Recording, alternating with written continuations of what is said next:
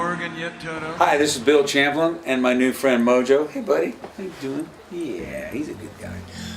And we're sitting here at I guess the McMinnville Inn in McMinnville, Oregon. We're ready to go do our second night at the Yamhill Fairgrounds, and I'd like you to be there if you can. And it's the Sons. We Three's going to play. My son Will Champlin's going to play, and the Sons of Champlin, if you don't know, that's the full name for the band.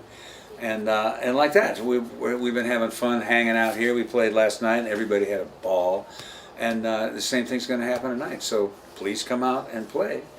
The Sons is a real interesting band. It's been around really in many different forms, but it's been around since 1965.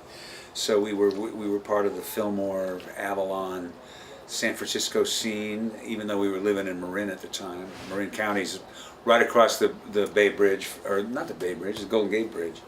And you know, we all kind of grew up there. And then we're at this point in the game, I live in LA. Carmen Grillo, the guitar player, and Alan Hertz, the drummer, we always drive, and my wife Tamara, who's singing with the band also, we always drive up to San Francisco or up to Marin County for rehearsals and so on and so forth. And we end up having a ball. It's really a cool band. You should check it out. What do you think, Caroline? Did we do okay? I think you did awesome. Man, it shows that you all have fun together. It's just everybody. I mean, we've gone through a lot of different situations with different musicians in the band and stuff. And at some point in the game, especially when we got Tim Kaine as the tenor sax player and one of the singers, Tim rejoined the band in about, I want to say, 5 or 6 years ago. And I hadn't played with him for he was the arranger and sax, horn arranger, and basically the arranger of the first Sons album. And then the second Sons album, and then he bailed out. He just kind of dropped out and went up and lived up in the hills in Trinity Alps in California. And I hadn't played with him in like 35 years, so we did a little solo gig together, and I just said, hey man, bring your sax, come over and play a little bit, sing one or two of your songs. So I rehearsed a couple of his songs with him, and I was doing the whole thing, and at the end of that, I just heard his tone on the tenor, and I went, oh yeah, this is my kind of, sounds a little like Clarence Clemens, but a little more in tune than Clarence used to be. And B3, we use Hammond B3 on everything, and that's always nice. I try to build everything around the organ pretty much. I mean, even if I'm not playing it, if I'm playing guitar, then we put Jeff Palmer on organ, we build it around kind of where he puts the pocket. We have, some of us are from Southern California, some of us are from Northern California, and like that. So it's a really fun hang. I mean, if you get a chance, if anybody can see this before the gig tonight, yeah. I was going to say, if you missed it, you missed it. We're doing something. I think we're talking about playing at a place called Sweetwater in Mill Valley. It's a new building compared to the old one. The old one was like basically a phone booth, pretty small. I mean, a lot of good music had been played in there, but the capacity was like 35 or 40 or something. It was a really small room. But so we're talking about playing there on December 9th, and then we're doing a private gig on December 10th in Sacramento. So we'll line up two of them, just do two of them at once. Very good. Do them in one trip. I guess Sons of Champlin on Facebook. Okay. And then and I think I guess probably Sons of Champlin on YouTube. I would imagine some stuff would come up. I know they played a lot of old stuff from the. Excuse me for yawning. From the Wolfgang's Vaults. So in other words, when we were playing at Winterland and Fillmore East and Fillmore West and all the Fillmores, they were taping us whether we knew it or not, and we never gave anybody any permission to do it. So that's standard BGP, Bill Graham kind of, hey, it's mine, I took the shots. But it's us. Sorry. That's how it goes. But there's a lot of that stuff that's on YouTube that you can find. Awesome. You purchase it, I guess, and BGP will be glad to take your money. It won't get to the guys. But that's the nature. I'm not accusing anybody of anything because I don't want to I don't want to have a lawyer calling me up. And, hey, what are you talking about? Well, all right. But and like that, so we show up pretty regularly. We're looking at possibly doing something in Portland pretty quick. We haven't played in Portland since we played there with, I think we played there with Cold Blood. We might have, at Roseland? Roseland? Yeah.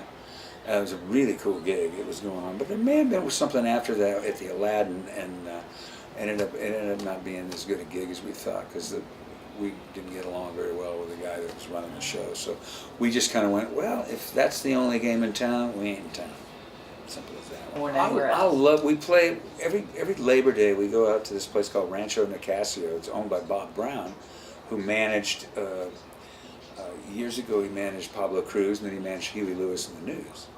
And so Bob bought this place at some point in the game, and he does these outdoor barbecues that are really a ball, And we do that every Labor Day. There's no stage. It's just sort of under a little awning, and the people that come out, they just know at this point of the game. We've done it almost every year for 6-7 years now, and people just come out just to, man, this is just going to be. It's like a gathering of the tribes in a way. Everybody gets to see people they don't see except when they go to Suns gigs. So there's a certain following that consider themselves way in the know because they're aware of us, and it's not like the Dead or the Airplane or groups that really had a lot of visibility. We never really had that much visibility. But ask anybody in those bands what they think of this. What they think of it. The Suns are kicking everybody's butt. And always have. It's been kind of that way. We're always the best, one of the best kept secrets. You know what I mean? So we even put out a record. It was a live show that we did at a music school in Berkeley, actually Emeryville, and they just called it Secret. They just called it, and they said, hey, it's the best kept secret in San Francisco music, or the Bay Area music. So, but we, occasionally something comes along. Somebody says, "Hey, I can pay you this much. You want to come up and do this gig here or do this gig there?" And we'll leave town and go do it. And come back, and people will go, "What the hell was that? Where did that come from? Why aren't you guys, on the road all the time?" It's, well, no, we're kind of on. I mean, I worked with Chicago for 28 years, and we were on the road continually. Especially about the last 10 years of it. I mean, never had a break. You say, I want to schedule a vacation, go to Hawaii for a week. And sure enough, that's what they immediately book gigs during that thing. You have to cancel your Hawaiian vacations and go play gigs. And they're still out there doing it. And it's like being a doctor on 24-hour call, 24/7, 365 a year. And it just got to be too much road stuff. With that in mind, let's say a time machine just appears right here, right now. You have Good a chance idea. to step in. Yeah, right. You can go back anywhere, anytime in your life, but you only get to step out for 1 minute and impart some kind of information, whether to yourself or someone else or whatever. Where would you go? When would it be? And what would you say? Well, probably the day I got married. You know what I mean? I've had a relatively rough year in the last year, so I don't want to have anything going on, which is with medical stuff. And I lost a son. My older son passed away in September 13th of last year. So it's been a bit of an ugly year for me. I'm just trying to climb myself out of that, out of that sort of depression that comes along when that kind of stuff happens. It's part of life is the end of it. You know what I mean? So he'd been fighting esophageal cancer for 2 years, I think, and he just had the roughest time. I was just hanging with him. We weren't all that close for a long time, but when he got sick, we were just tight as thieves, and just suddenly he was gone. The day after I was diagnosed with prostate cancer. So I mean, it was like one of those situations. It's like let's leave that year out. I don't want to relive this last year. And I stopped taking gigs. I mean, because I do a lot of gigs. I with the Suns, it's like a whole other world. We just do Suns music. And if we decide to do a cover, it's because we're arranging it ourselves. Caroline, they caught you. They found out about me. They're coming. So. So with the Suns, it's always just we play what we play, and people either get it or they don't. But if people demand hits, then I'll go out with other people. I play with Danny Serafin, who was the original drummer for Chicago. He and I go out and do gigs where we'll do a handful of Chicago songs and do it with him playing as a whole, a little more exciting kind of a hang, you know. And then I'll do other things where I'll go out, and I was lucky enough to be part of songwriting, 2 songwriting teams that got me some R&B Song of the Year Grammys a few years back. So I'll go out and perform those songs for people, you know, my version of those songs. And I just like, I mean, I'm kind of a rampant arranger, so I have a tendency to rearrange stuff as I go. But I don't do those, it's not a play the hits kind of thing with the Sons. So that's not what we're about. Now, when I go out with other people, people want to hear the hits, I'll play the hits. I'll be glad to. You know, so it's 2 different kinds of gigs, and for me, it's really kind of cool to do both of them. You know, and one, I probably make a little more money, you know, playing the hits and stuff like that. But there's just something real heartfelt about the Sons. There's, you know, people can feel it from, you know, the back of the room. It's like these guys are having fun. You know, these guys are for real having fun. It makes a big difference. Well, I mean, there weren't 1 million people in the room last night, and we could have reflected that, but we chose not to. You know, say, hey, we're playing together. I don't care if there's anybody here. We're playing for each other, if that's what it comes down to. And that doesn't mean that we're being jazz ball guys, and, you know, and playing nothing but solos for ourselves. I mean, there's solos going on. Everybody gets a chance to shine. But really, it's about kind of an infectious thing of trying to, you know, suck the audience into this feeling of camaraderie, I guess is what it is. So it works pretty well. So, of all the styles of music that have most influenced you, is there one that particularly stands out from anything else? Of course, R&B, without a doubt. You know, I mean, I think when Stax Volt came out, you know, with Sam and Dave and Albert King and, oh, my goodness, Otis Redding. I mean, I remember where I was the first time I heard Otis sing. It was like, oh, what is this? Where did this come from? How do I get more of this? Whatever this guy is. I mean, he's just such an unbelievable singer. It's almost like a period piece. You know, even when he came out, it sounded older than when he came out, and that was a long time ago. I mean, it was like, wow, where did this guy get this much feel? You know.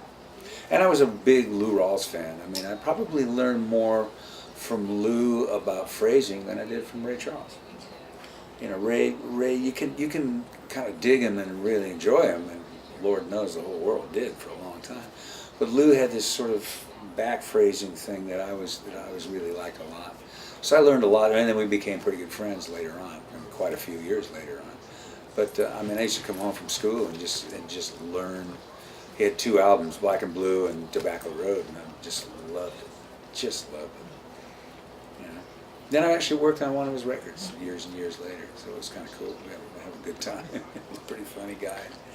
Yeah. Lou's got this big voice, you'll never find. And then when he laughs, he sounds like Alvin and the Chipmunks. This really high-pitched squeak. It's like, wow. And Lou's not with us anymore, but he was amazing. He was an amazing singer. So, I mean, I always look at, there's those moments back there that are going on, and then I go, well, I'm just a Lou Rawls fan. At one point, people could pick it off. So Champlin, you know, somebody said the Sons sound like Lou Rawls got a rock band. You know, and it's, well, I don't know if I want to get picked off that easily. You know what I mean? So I started. I just learned something from what's that guy says. Never forget. If you like it, steal it. If you like it, steal it. Forget who you stole it from. Because that way you'll. Suddenly, I mean, I'll hear something that Willie Nelson did. I go, wow, this is crazy, but I like that lick. And I'll steal it. And there's something that Lou Rawls did. I love that lick. I put the 2 together, and guess what? It's mine. At that point in the game, you're not stealing. I mean, I knew this one singer in Houston he was Kenny Loggins. He was Kenny Loggins. I mean, almost more than Kenny was. You know, at some level, it was pretty nuts because everything he did was all about Kenny's style. And I was just going, man, this guy's a monster as a singer. I mean, just his pipes, his instrument, and his pitch and all that, unbelievable. His ability to knock off licks and stuff like it was great. But he was copping from one guy. So it was like, man, it's not, you know. And then somebody told me, well, man, the guy changed his tune. He's Luther Vandross now. Everything he's singing sounds like Luther. You know, which is, I mean, he's picking good singers to cop, but you just find your own voice. Yeah, just the one guy. What you want to do is just cop from everybody and put it all together in a mishmash. Forget where you got it, and the next thing you know, you got your own style. So I mean, I've told that to my son 1,000,000 times, and oh my God, he's ridiculous. I mean, you heard him last night. He's a pretty monstrous singer, that boy. You know, I could kill him. That range just makes me crazy. He just it's dog whistle range. Sorry, Mojo, I didn't mean it. Yeah. What was the first instrument that you ever played? Oh, piano. Really? Yeah. And I tell anybody, if you want to be a multi-instrumentalist, start with piano. Because what you learn on piano can be applied to every other instrument. You know, like when I'm contracting background vocals for any records that I've done, and I've done 1,000,000 of them. I look around and I see most of the singers that I hire are all piano players. You know, maybe not the best piano players, but they all have that keyboard, you know, right across here, and that's how they see it. It's like, well, that's an E flat, and that's going to go to a G flat, and we're going to make this happen this way. So, I mean, it was me and Tom Kelly and Richard Page one time. We were doing backgrounds for Barry Manilow, believe it or not, and there was a set of vibes in the room, so I just got the vibes and put them over by the thing. I said, guys, here's your notes, and I'd take 3 hammers and I'd hit the notes, and everybody go, okay. So it was pretty cool, because I mean, it really is the, I mean, all the composers are piano players. John Williams writes everything on the piano. Any of these guys, it's just Mark Isham, who actually played trumpet with the Sons for a while. He's one of the top, really one of the top soundtrack composers in the world at this point of the game. And Mark's the same way. He just goes to the piano and he basically writes it out on piano or on a keyboard of some kind, and then, you know, plays it out to an orchestra, or, you know, probably prints it out on one of these software units where you play it and then it prints it out and there's your chart. Ooh. Nice. Rather than having to do this. Although I work with Joe Williams all the time. Joe sings lead for Toto, and his dad is John Williams, who did all of Star Wars and Indiana Jones and all those movies, and he's just an amazing musician. Amazing musician. And he said, John, he said, Dad just, he's got like a drafting table next to the thing, and he writes everything out down to the last triangle. He does it all himself, you know. And some soundtrack guys, I know Mark doesn't, but some soundtrack guys just, you know, they just take they hit a piano chord and sing a melody and then send it to an orchestrator. You know, so I like John's way of doing it better. You know, John Williams, I mean, I watch Star Wars or something comes on TV, and I wait for the end. When the credits are going along, yes, that's where he's talking. So it's almost like what an overture used to be in a Broadway thing. It's usually the tail credits on movies where the soundtrack composer can kind of let it fly a little bit. He's not having to build it around dialogue and you know, car chases and whatever. You know, there's just all these names of different people and his music's playing. And I used to just turn it off and say, well, the movie's over, and then I finally went, well, wait a minute, let me hear what this guy's up to. And you hear some amazing music. Just in the tail credits of movies. Some pretty cool stuff. Yeah. You know. John, is there anything else that we... Yeah, other than you got a really cool doggy. I like Mojo. He's all right. He just kind of hangs out. Me and Tamara are we're dog freaks. We love doggies. He just like to be wherever people are sitting around hanging out. Yeah. And we got two Papillons, an older one and a younger one, and all ears. It's all ears. When we drive in, you see 4 ears sticking up in the window. I call those his radar dishes. They just. Yeah, exactly. That's pretty much it, isn't it? It's exactly it. No, I can't think of anything other than it's really cool to be up here. We haven't played in Oregon in a long time. I love it here, and you know, Seattle's great. Sometimes we go out and play on Whidbey Island. There's a coffee company there, Mukilteo Coffee Roasters, right in the middle of Whidbey Island, and Gary, who's the owner of the company, hires a bunch of people from Whidbey Island, and they roast coffee in this building, and you go in to play a gig, and you're not going to fall asleep. It ain't going to happen. And then we played one gig there one time, and Gary went up and was singing. He was singing, and I went, this guy's got one of the most beautiful voices I've ever heard. Really? You know, yeah, Gary Smith is his name. What do you know? But he owns Mukilteo Coffee. It's some really good, really good people. Try Portland for size. I mean, right downtown, right down from the Heathman. There's 3 corners. One of them's got right by where they have the Blues Festival right there in town. On the third of 4 corners, that has a cappuccino bar. So 3 corners right in downtown. 3 of the corners are selling coffee. Wow, you know, think about that. I bet you it's probably one of them's probably traded out to sell weed at this point of the game. I seem to notice that it's definitely recreational is happening here in Oregon. Jeff Palmer, who's the vibes player with the band and piano player. He was driving up. He said the minute he got into Oregon, he looked up and there was a giant billboard that said marijuana next exit. Wow. Forget about fuel for the car. Yeah. Or food for the anything like that. Food, water. Nah. No, we got weed. We're happy. Yeah. I think it's all become a little bit of the wild west after Colorado, and it's gotten really crazy in Colorado. Really? Well, I mean, most of the states around it aren't even medicinal, so there's a lot of people driving into Colorado to cover themselves. Yeah. I've just dealt with a whole bunch of stuff where I kind of needed it, and at some point of the game I was going, this is great, but is there any chance of some clarity? Just go, where were these laws 25 years ago when I really wanted them? Yeah.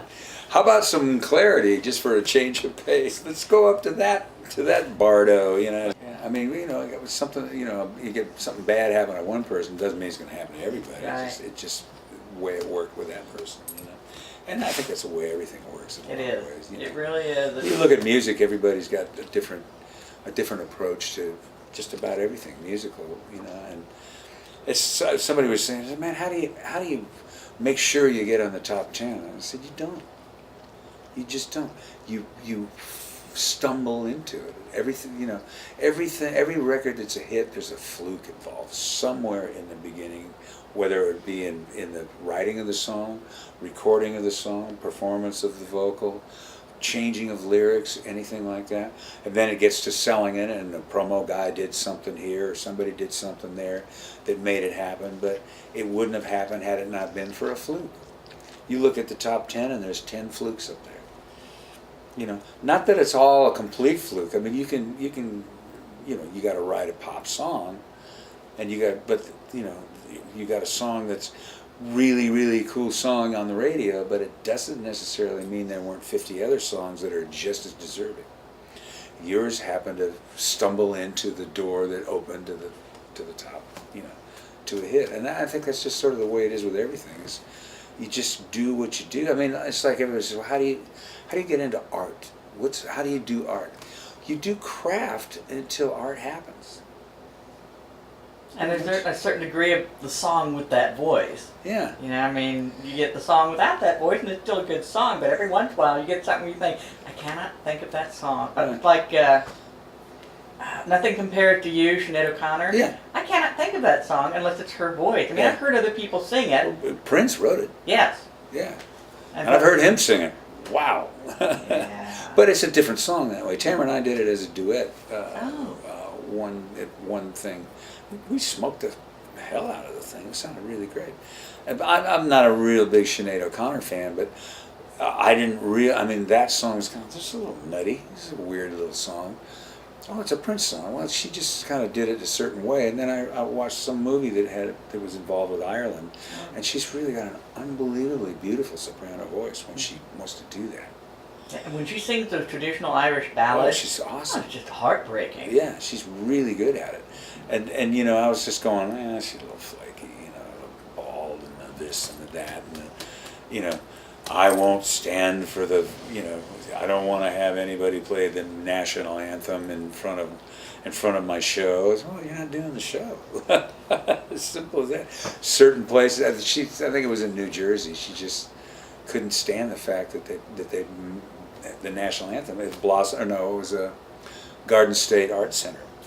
And that's how they do. That's their thing. That's their signature. Hey, man, stand up, put your hand over your heart, forget about it. Get it over with, and move on to the next thing. I've had. I mean, Tamara and I did a duet and sang the thing at a Raiders game last year. I think it was September. No, it was in November of last year. And man, that's a hard song to sing when you're getting the echo from the stands. Even with in-ear monitors, which I don't usually like, they say, well, this time you're going to love them. So I put them in there. It's supposed to keep the echo out, but it didn't.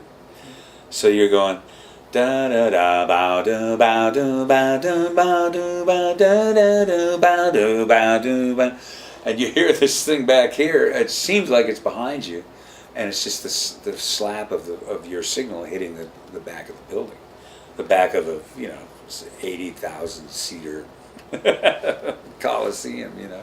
Whoa, try that for size. Anyway, I don't know how we got on that. We just went off. Yeah, that's kind I of ramble like crazy. I I just take off. I know. When we were talking to Steve the other day. I was just saying, Steve, know this. I'm a rambling fool, man. I'll just let's go this way. It's kind of how I write songs. Yeah, you take a right, and eventually it'll come back to your main trail. But let's see what you find over here. You might find something that. It's a better trail, or it's a better song, or a better lyric, or something. So we try them all. The way I look at it. Yeah. Anyway, isn't that right, Mojo? Yeah. Mojo's relaxed. He's grooving. Yeah, he's the cool guy. I gotta Cool say. guy, I like him. I think we're screaming. I do. Well, I'm sorry about my rambling. Somebody told me one time. I think it was Jim Messina was saying, "Listen, when you go do radio, make sure that you tell your story before they take you off on a left. Because what you're there for is to push your record. At that time, it's just so, and it was he was just imparting some really good stuff that he'd learned over the years of working, and because he was a producer. I mean, before he was even an artist, he was a producer. I think he produced some of Kenny's first stuff, and somebody else suggested, why don't you just call it Loggins and Messina, both of you work. So, well, I haven't played my guitar in a while. I'll figure it out. And he just kind of, that next thing you know, there you have it. Yeah. Another fluke, But, what he was saying is, make sure that you say, that you tell your story and what you want to tell and stuff like that. And I said, okay, but I'll try. I'm not that good. I'm not selling an album this week, so I'm just hanging with Caroline and Mojo. That's all I know, I'm hanging with some pals, so there you have it. Thank you so much. Thank you for coming.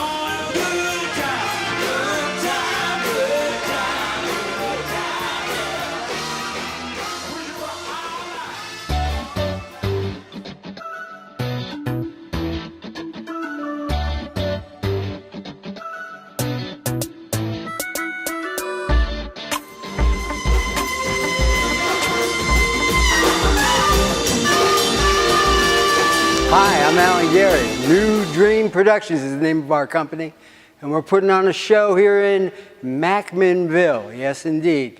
That would be Celebrate McMinnville.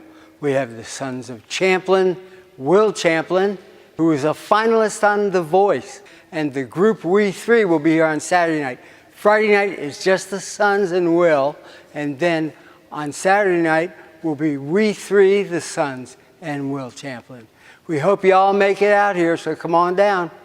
New Dream Productions is just like it says, about a new American dream.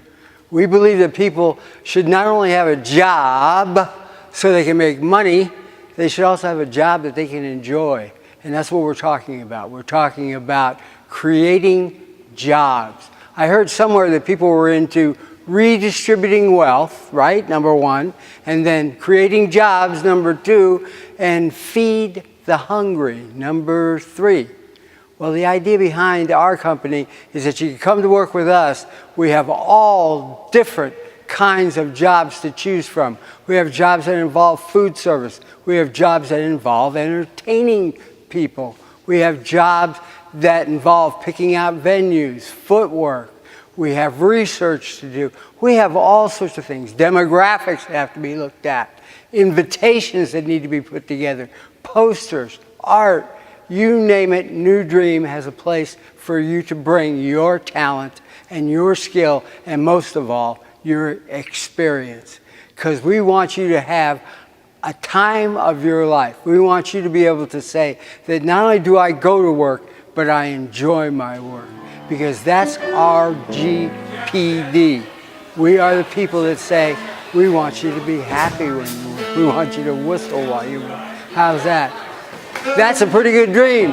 Thank you. Follow your heart, 'cause you know what you like, my brother. Knowing your heart helps us all to